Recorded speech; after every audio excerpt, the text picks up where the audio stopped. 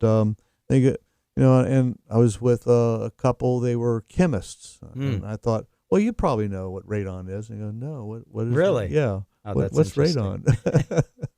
You're not a chemist. You're not a PhD. Oh, no. You're not a physician. You're not. You're just a guy that. What was it? 28, 35 years ago. 35 years ago. 35 years ago, you decided this is something that needs to be taken care of. Yeah, something to do. You've been actually something really important. Yeah, Right. and you've been doing it for 35 years now? Mobile Wow. Radon, yep. You were the first one in Cincinnati. First licensed contractor, yep. Yeah. So explain to the listening audience, what is radon? So radon gas basically comes from the decay of uranium deposits hundreds of feet down in the ground. So uranium is everywhere. Uranium deposits are everywhere in the ground. And as it decays through the years, its half-life is 1.6 billion years. And as it decays, it eventually turns into this gas called radon. And then the gas just basically rises up out of the ground and has been forever, rising out of the ground everywhere. You could take a box and put it on the ground and you can trap the gas that's coming out of the ground. So obviously when we build houses, those are big boxes that we're putting on the ground, and the gas just comes up into the house and you can't see it, smell it, taste it, touch it, nothing. You don't even know it's there. Right. So if we don't know it's there, how did they find out it was there? Some gentleman who worked at 3 Mile Island in Pennsylvania happened to set off the radiation alarms on his way into work 3 days in a row, and they went to his house and found, I think, over 3,000 picocuries in his house. And, Whoa. And the radon gas was actually getting absorbed in his clothing. And on the way to work, it wasn't dissipating. And it was potent enough to set off a radiation detector. Jeez. So that's how they discovered, oh my gosh, there's radon gas in homes. So 3 Mile Island had a device to measure radon when they came Well, in. it's the nuclear facility, yeah. Right. So yes. So these radon tests are little nuclear facility type testing gadgets. Yeah, kind of. And actually, recently, I think in the last 2 or 3 years, the highest level ever detected in a home was in Hershey, Pennsylvania, at over 6,000 picocuries. Wow. And I think that's the record at this point. So, and I know the answer to this question, what is the danger level of radon? Is there any safe level of radon? There's no safe level. 0.0 would be a great safe level, but no, there's no safe level. Radon gas basically causes lung cancer. And at an exposure rate, according to the EPA, at an exposure rate of 0.5, it's comparable to smoking 1 cigarette a day at 0.5. So if you don't think smoking is bad for you, then obviously you're not worried about the radon.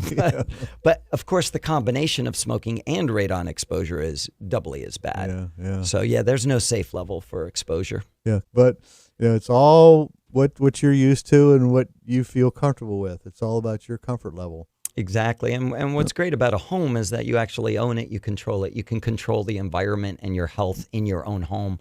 Certainly radon gas exists in all your office buildings and schools and stores and all those other places, but you can't control your exposure there. At least where you live and exist most of the time, at least you have the ability to control your level there. So if you live in a condo, a second or third floor condo?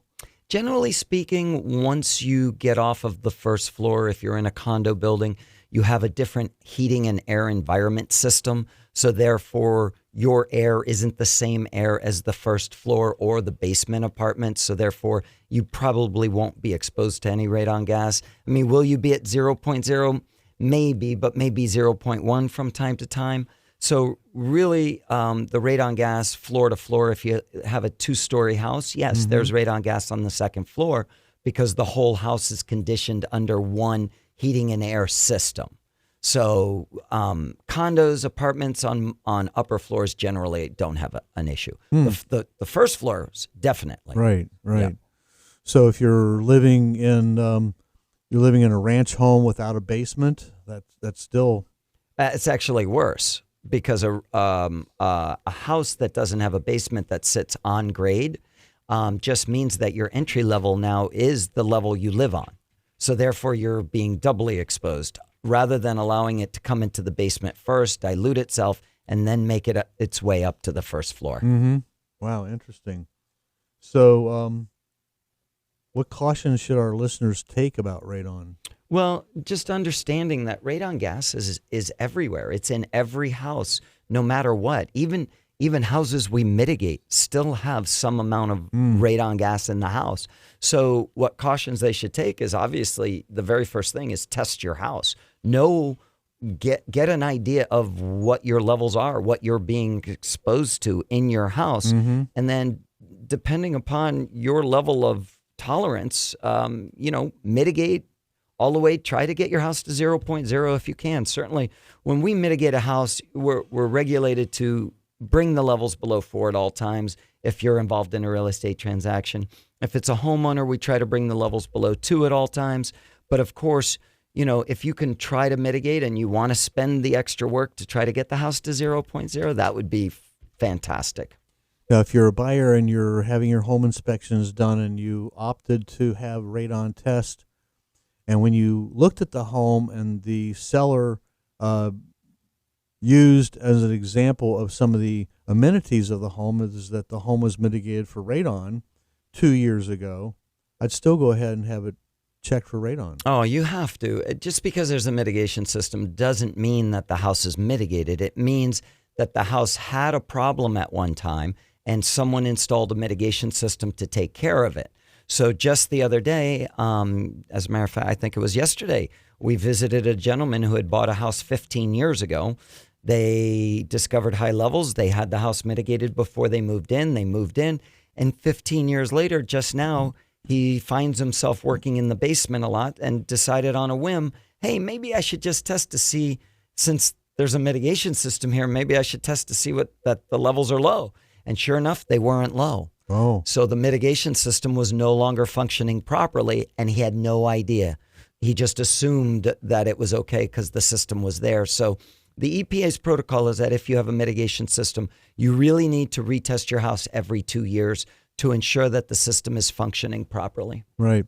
What could go wrong with a mitigation system? It's a pretty simple process. Yeah, it's very simple. It's the idea of creating that negative pressure field, a vacuum under the house and redirecting the radiation around the house. But you use pipes and a fan, and everything needs to be sealed. And sometimes with homeowners, things get unsealed, fans stop working, pipe fittings break, or for whatever reason, or they add an addition or whatever. There are multiple reasons why a system might not function anymore, and that's why you retest every 2 years. Depends on the entry level. If you go through the concrete floor, or if you take buddy it up with a sump pump system. Yeah, exactly. Your suction point, where that comes from to create that vacuum. It could be a blockage or something. Yeah, possibly. Sure. Okay. Yeah. All right.